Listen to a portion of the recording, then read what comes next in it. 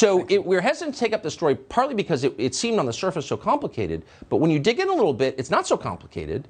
They were spying on Trump as a candidate and as the president of the United States from the White House. Why is this not the biggest story of the year? Right. It's an enormous national security scandal. I hear people comparing it to Watergate, and it does not compare to Watergate at all. What we're talking about when we talk about the executive office of the president, this is some of the most secure communications that we have in the United States, and the fact that these were being tapped.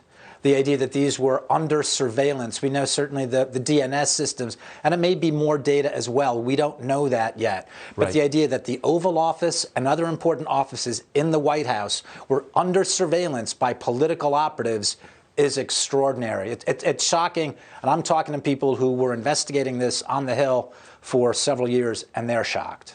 Well, because I think you described it precisely right. It's more than a political story, it's a national security story. And the irony here is Hillary Clinton shrieks about hacking servers and Russia spying on the DNC when people acting on her behalf are literally spying on the President of the United States in the White House. So, if she can do it, why can't everyone do it? Honestly.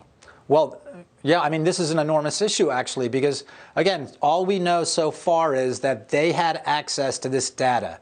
Did bad foreign actors have access to this data as well? Did they know what was going on? Because, again, this is a target of every intelligence service around the world and has been since there's been a White House. So, again, it's extraordinary. And the idea that Hillary Clinton, that we've been living in the psyche of this deranged and depraved harridan for 5 years.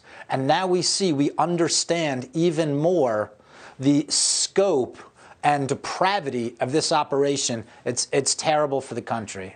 Well, you know, it really is. And by the way, if Trump's name wasn't in this story, I think people would feel free to admit it. I don't care whose name is. If they're doing this, they were doing this to the current president, whom I despise, I would still think it was a terrible thing, because it is.